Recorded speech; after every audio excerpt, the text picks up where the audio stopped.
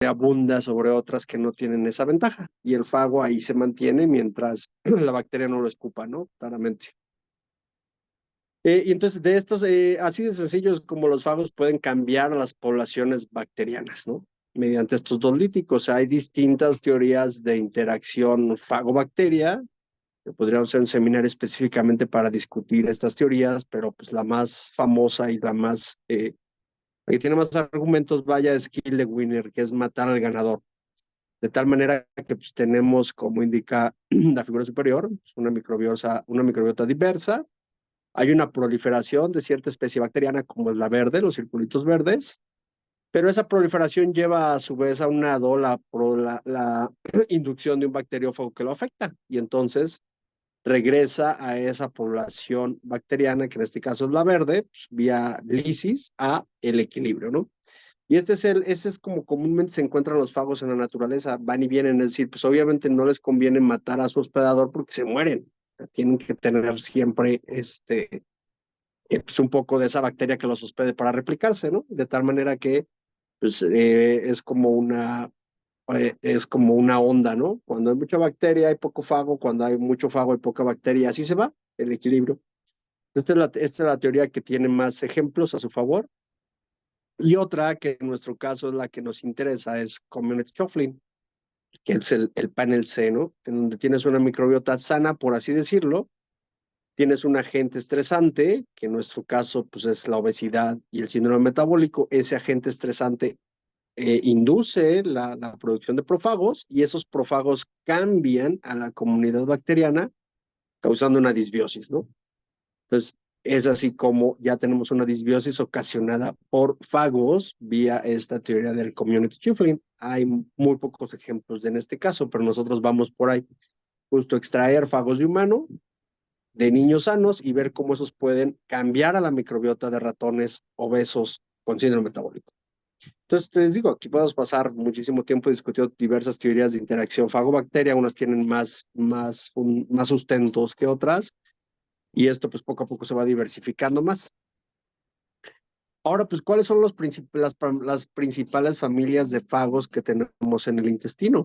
Pues, tenemos los fagos de cadena sencilla de DNA, que es Single Stranded DNA, como la familia Microviridae, arriba a la izquierda, e Inoviridae, arriba a la derecha, y los fagos de doble cadena, ¿no? Los del librito de texto que todos conocemos, que son Mioviridae, Archaeomambiridae, Podobiridae y Sifoviridae. Y ahí están pues, algunas fotos de ellos, ¿no? Los que típicamente nos enseñan en los libros desde la secundaria, prácticamente prepa, ¿no? La cápside y el tallo.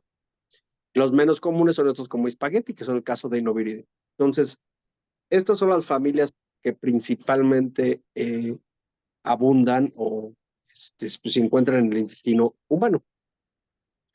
Ahora ya para estas alturas del partido ya hay bastantes, o no bastantes, sino que ya algunos trabajos que estudian el fagoma, obviamente hace 5 o 6 años, cuando sacamos nuestros primeros trabajos que fuimos pioneros en eso, pues había muy pocos, o sea, se conocía muy poco sobre el fagoma, ¿no?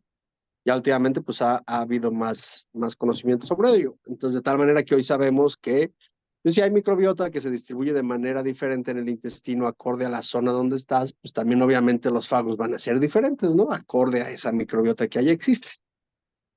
Y también pues obviamente hay fagos que están en el lumen intestinal y así como entran, salen prácticamente y hay otros que son capaces de adherirse a la mucosa.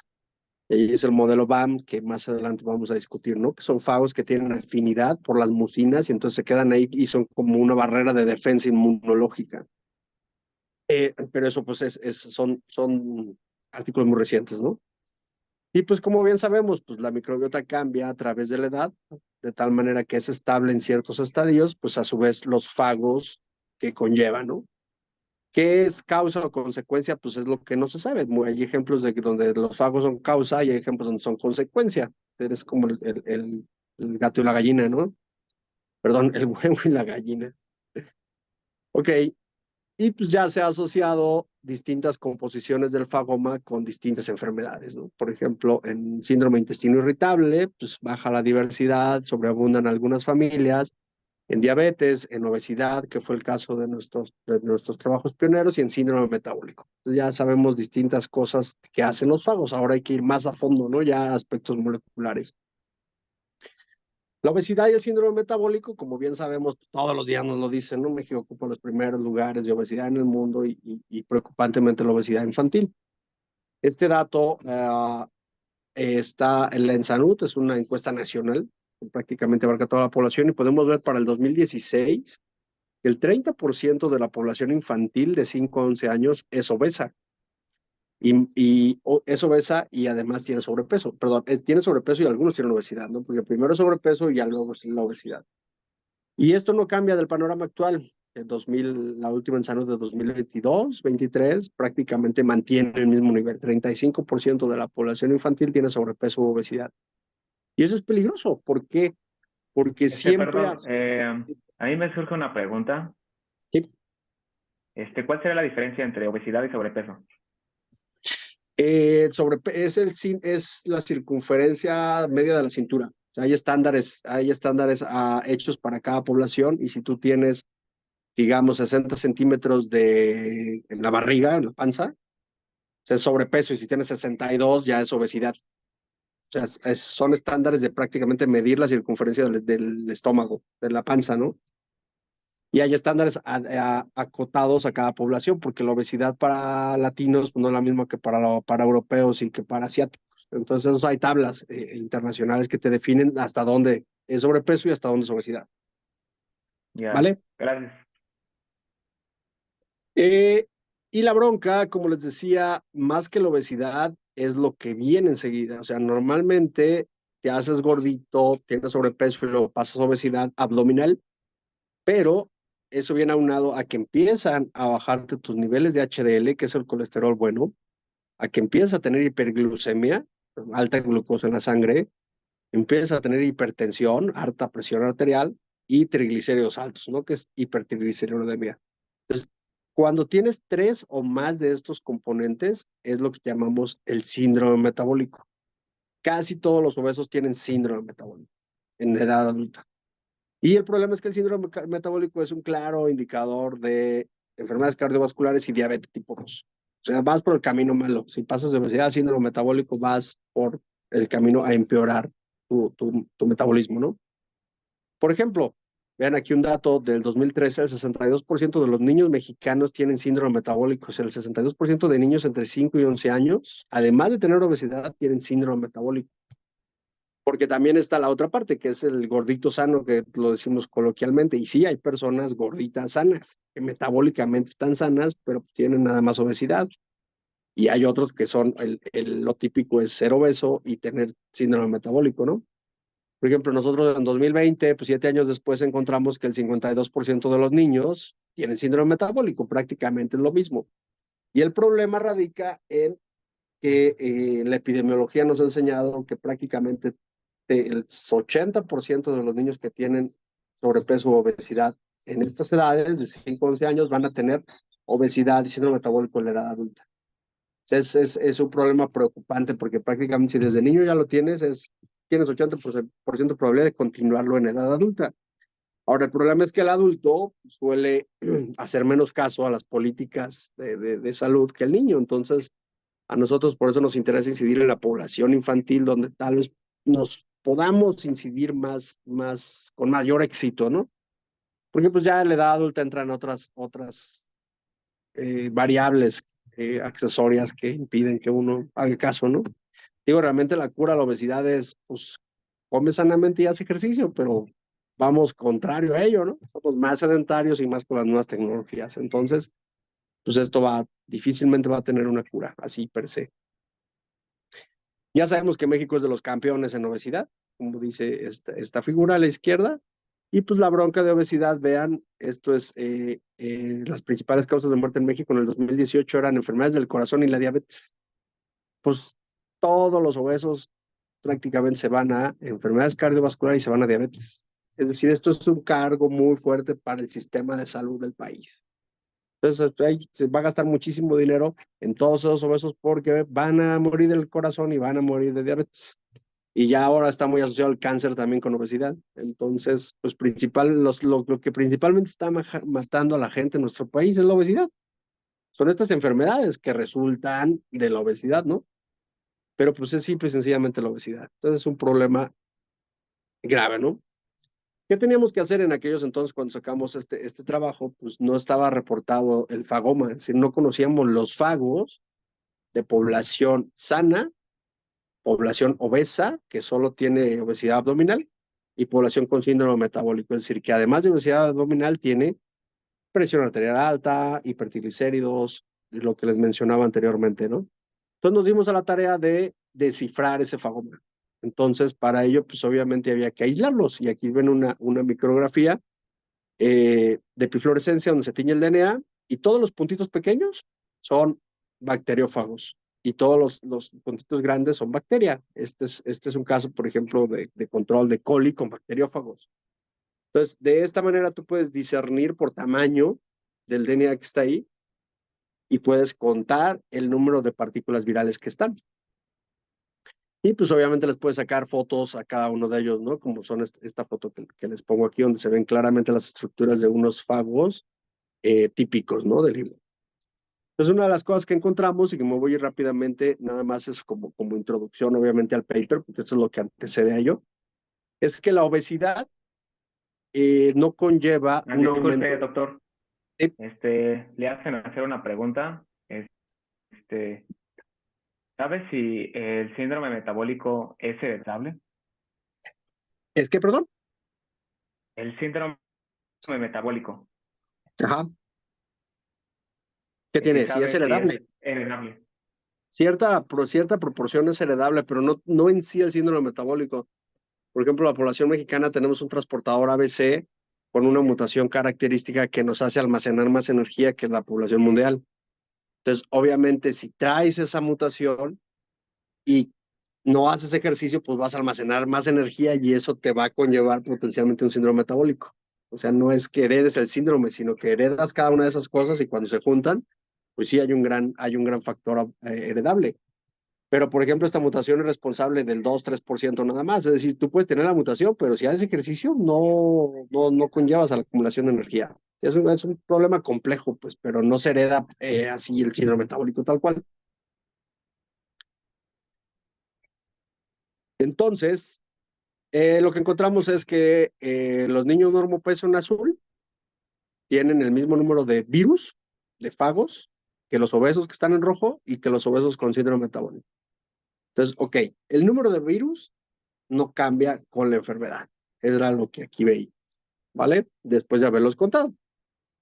Ahora, pues obviamente lo que hicimos fue abrir todas esas partículas virales y secuenciar todos sus genomas, ¿no? Y con ello establecer el fagoma.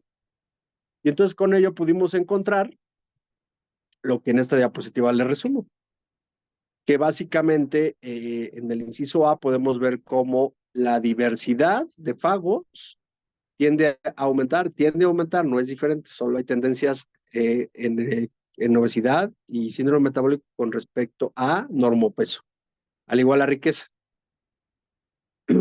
Y ya sabíamos que el número de partículas virales no cambia, entonces lo que podemos concluir de estos análisis es, como vemos ahí en la figurita que está arriba a la derecha, en el caso de los niños normopeso, pues tienen una cierta riqueza y diversidad, la cual aumenta en los niños obesos y aumenta en los niños con síndrome metabólico. Si ustedes pueden ver, adentro de los círculos no cambia el número de virus. Entonces, no estamos cambiando el número de virus, estamos cambiando las poblaciones de virus que están allí. Entonces, hay un desplazamiento de especies virales asociado a la obesidad y síndrome metabólico.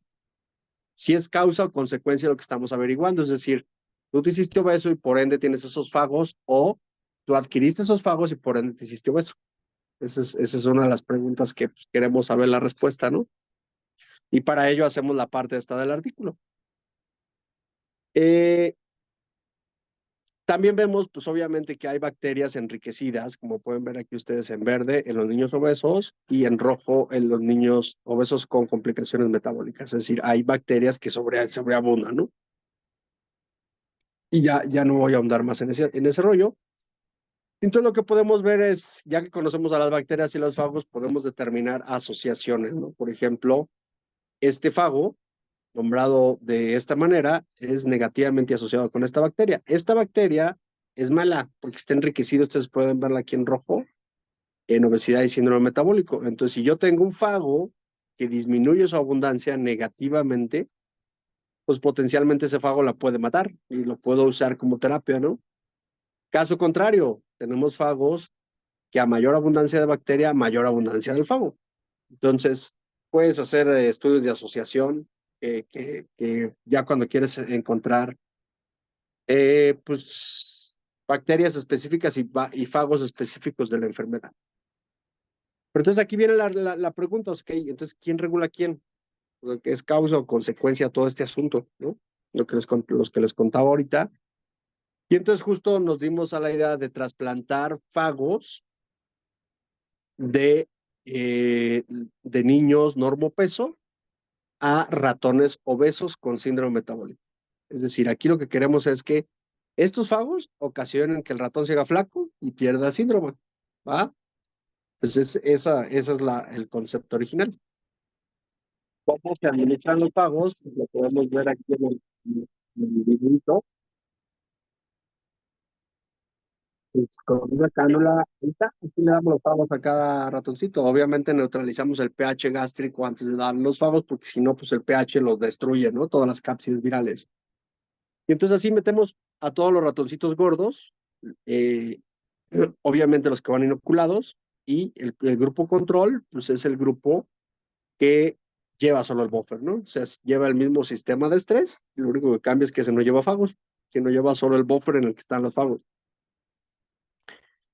Entonces, esto ya sí son los datos del artículo que específicamente vamos a discutir hoy. Lo demás fue introducción más o menos al tema para llevarlos todos en el mismo sentido.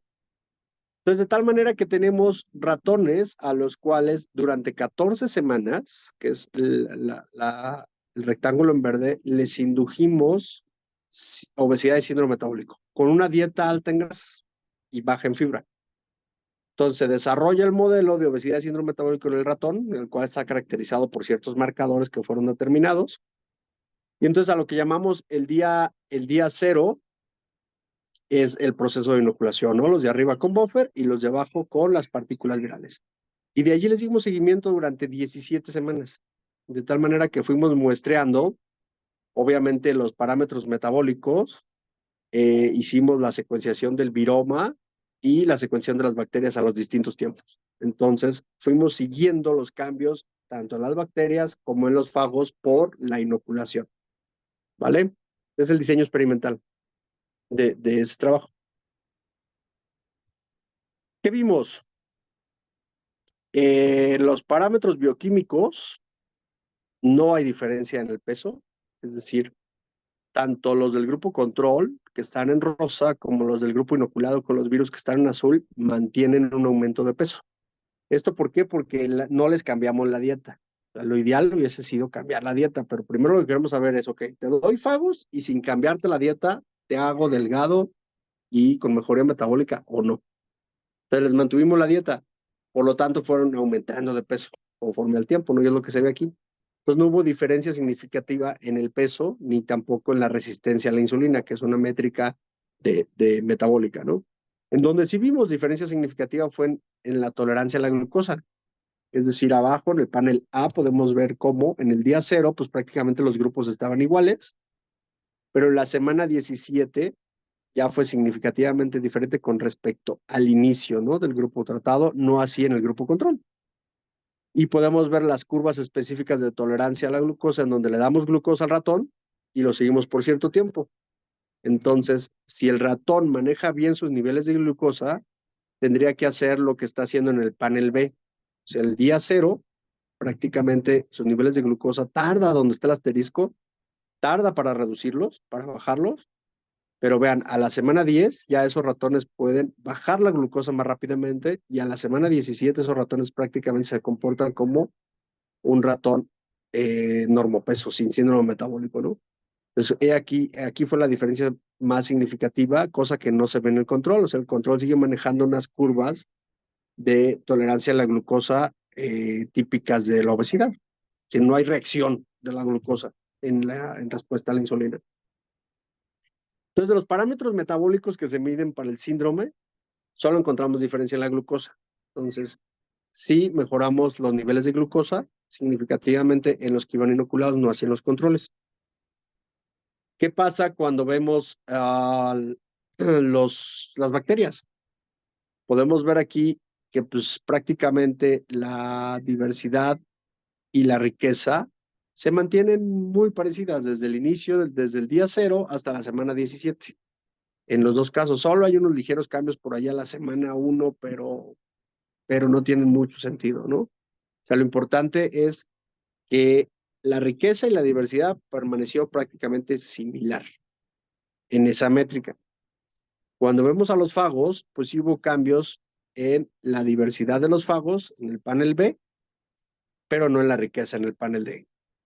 Estos son tendencias nada más. Entonces hubo ligeros cambios en la microbiota y más cambios fuertes en los fagos. Pero cuando vemos esto a nivel de beta diversidad, es donde vienen ya los resultados más interesantes.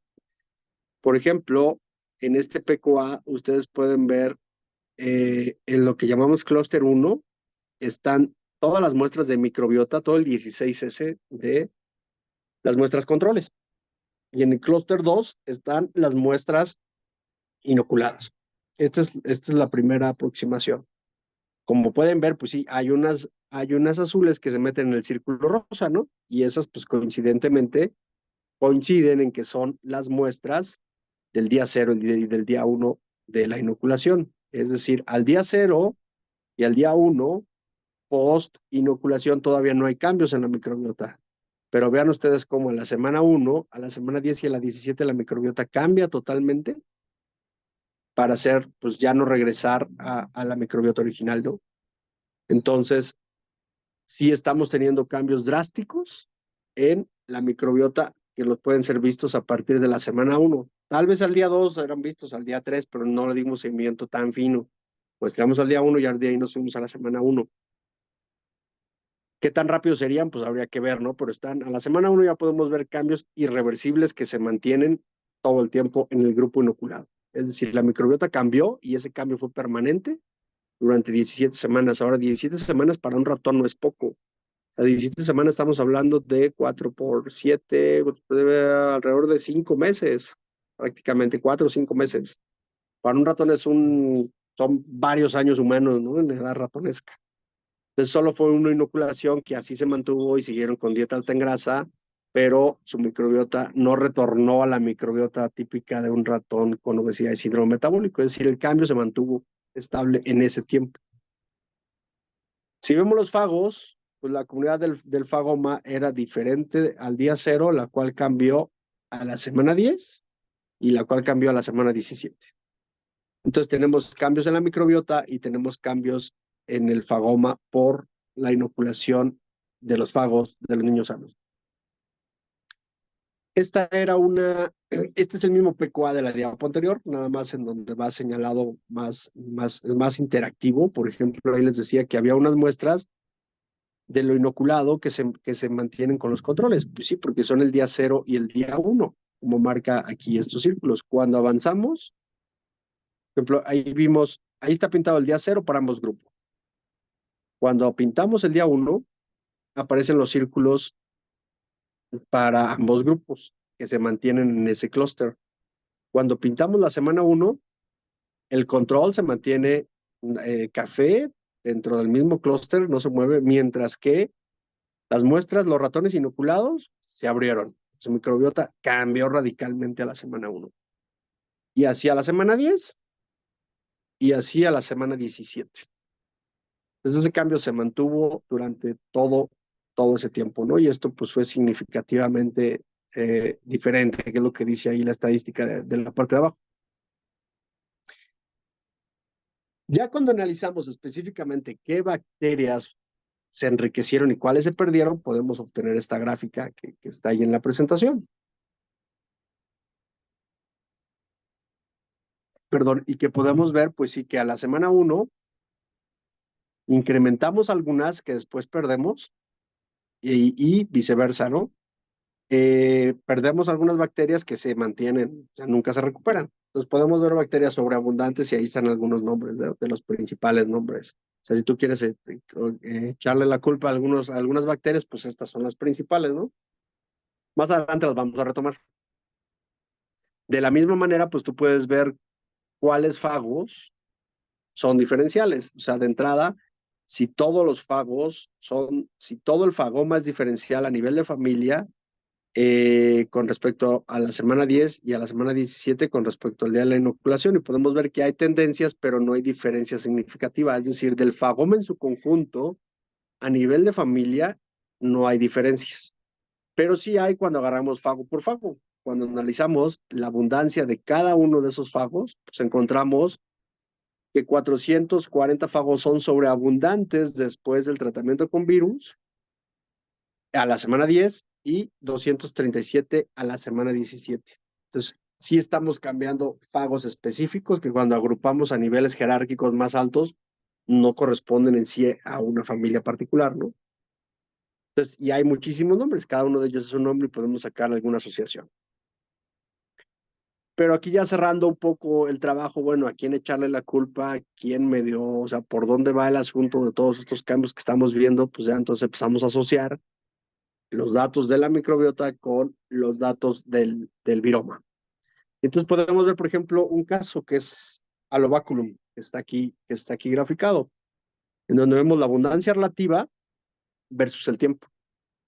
Entonces ustedes pueden ver que en el control, que es el rosa, pues la abundancia de este género bacteriano se mantiene prácticamente igual.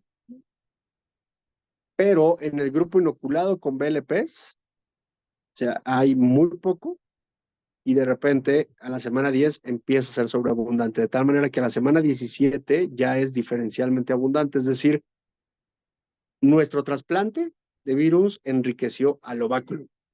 ¿Sí? Hasta aquí es lo que nos dice este gráfico. Tienes un enriquecimiento de alobaculum. Curiosamente, este género bacteriano se ha encontrado incrementado en ratones que mejoraron su metabolismo tras la administración de probióticos. Es decir, se asocia positivamente, benéficamente para el ratón. Cuando tú das probióticos al ratón, al bacillum incrementa. En nuestro caso está incrementando. Hay una correlación negativa con marcadores proinflamatorios. La obesidad está muy marcada por una elevación de marcadores inflamatorios. De hecho, la obesidad es una enfermedad de inflamación, ¿no? Lo que tú quieres es bajar los marcadores de inflamación porque eso te van a llevar a un nivel no obeso. Entonces, al bacillum se ha encontrado que correlaciona negativamente con marcadores proinflamatorios. Es una bacteria productora de ácidos grasos de cadena corta a partir de glucosa, o sea, le encanta comer glucosa y producir ácidos grasos de cadena corta, los cuales son pues una moneda energética para las células del epitelio intestinal. O sea, les gusta, es una molécula buena, es bueno tener altos niveles de ácidos grasos de cadena corta, porque son benéficos para nosotros como humanos, ¿no? Y pues como lo dice otro trabajo, es altamente activa en la utilización de glucosa.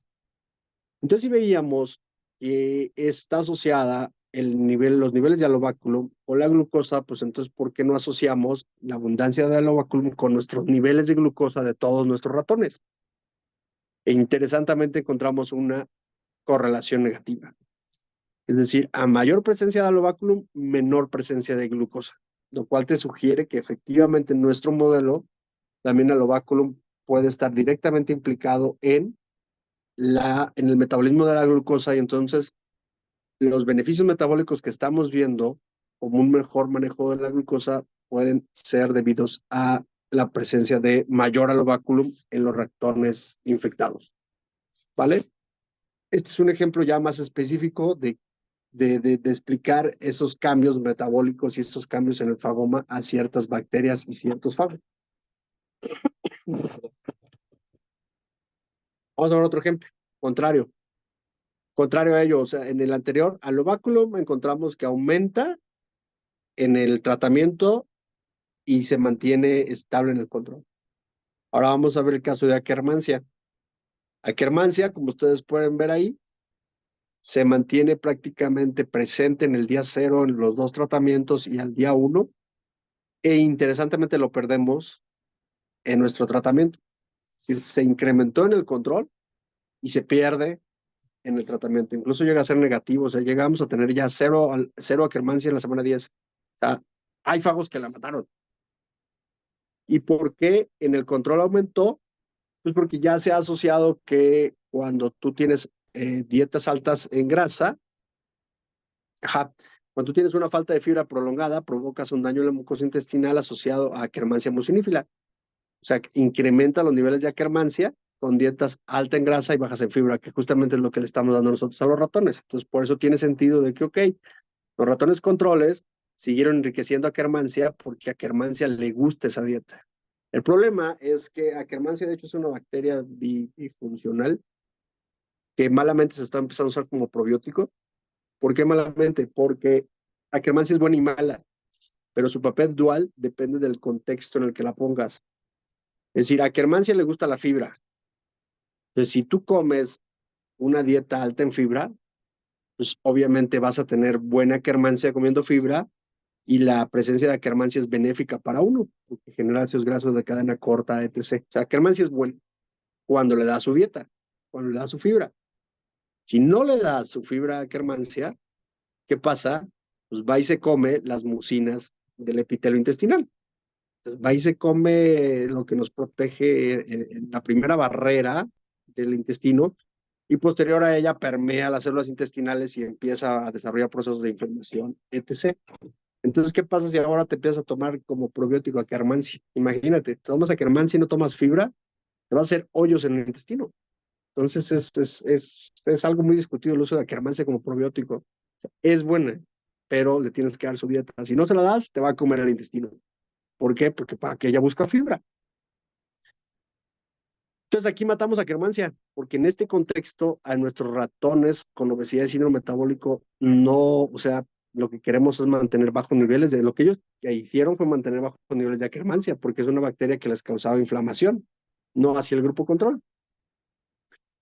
Ahora, como bien dice aquí la literatura, pues es una bacteria degradadora de mucinas, metaboliza fibra dietética, produce ácidos grasos de cadena corta y es un potencial probiótico por lo que ya les platicaba, pero también induce la inflamación cuando lo pones en el contexto donde no hay fibra y está asociada a cáncer, colitis, Parkinson, esclerosis, etcétera. Entonces es una bacteria mala y buena.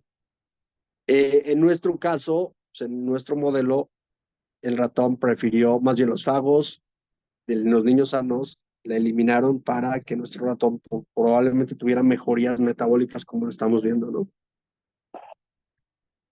Eh, Recientemente, bueno, no recientemente, también se ha visto que Akkermansia es más abundante en pacientes con diabetes tipo 2, es decir, en diabetes que tienen pues, mucha glucosa que no pueden metabolizar, ¿no? Glucosa en la sangre. Entonces quisimos pues asociar nuestros niveles de glucosa de nuestros ratones con los niveles de Akkermansia. Y pues sí, da coincidentemente una correlación positiva. A mayor Akkermansia, mayor glucosa en la sangre. Entonces se asocia eso que se ha observado también en nuestro modelo de ratón, ¿no? Y esto fortalece el echarle la culpa de los cambios drásticos a estas bacterias y géneros bacterianos, ¿no? Ahora, esos fagos, incluido el fago que mata a Akkermansia, que ahorita andamos detrás de él, pues cómo es que se mantiene en el intestino. Como les decía, hay muchos fagos que pasan por el lumen y hay otros que se adhieren. Pues muchos de ellos se adhieren por el modelo BAM, que es el modelo de adherencia adherencia de los bacteriófagos al mucus, que en donde básicamente estos fagos tienen afinidad por las mucinas y entonces al estar ahí presentes, pues si había Akkermansia, no lo dejaron pasar. Y entonces no había indicadores de obesidad y síndrome metabólico, ¿no? Caso que no pasó con el control, la Akkermansia fue sobreabundante, no tienes esos fagos y pues causaste todo el proceso de inflamación. O sea, esta es una teoría ya muy reconocida, el modelo BAM, en donde hay fagos que hacen esto. Entonces, nuestra hipótesis es que nuestro fago de Akkermansia está haciendo exactamente lo mismo. Está adherido ahí en la mucosa y es así como ejerce su efecto que dura durante 17 semanas. Ahora, después de ver todo ello,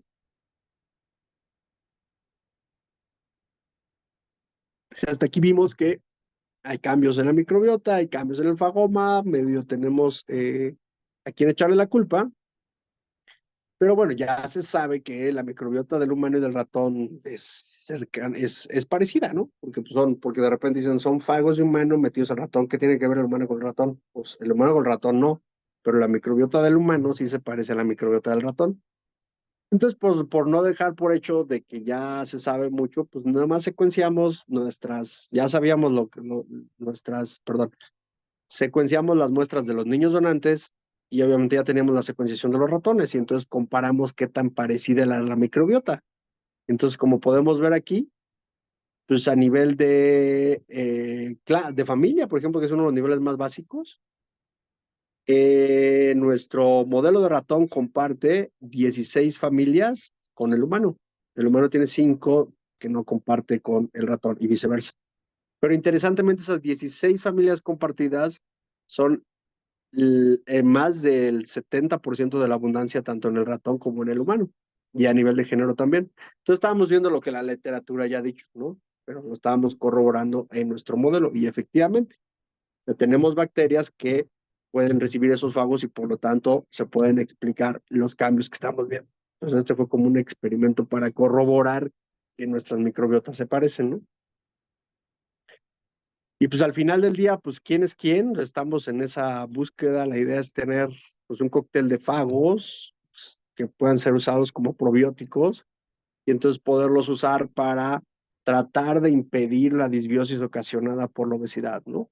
Tratar de regresar a la comunidad, al, al, a la estructura de una comunidad sana, pero obviamente esto tiene que ser ayudado por dieta, ejercicio, si no, quién sabe si funcione. Pues ahora estamos haciendo ya experimentos donde estamos trasplantando fagos, pero además estamos ayudando con la dieta y con el ejercicio para algunos de ellos, ¿no? Y en eso andamos, y pues no me queda más que agradecer a quien realmente hace la chamba, uno que no más viene y platica, pero pues está toda la gente detrás, tanto la que da dinero como los que chambean en el laboratorio, que hace posible pues que esto se conduzca, ¿no? Y pues ahora sí, cualquier duda, adelante. Bueno, pues muchas gracias, doctor. O sea, justamente, la verdad es que a mí este tema se me hace súper interesante porque yo creo que cada vez nos vamos dando cuenta de Perdón, la perdón, importancia del microbiota, ¿no? ¿Verdad? permíteme tantito. Claro.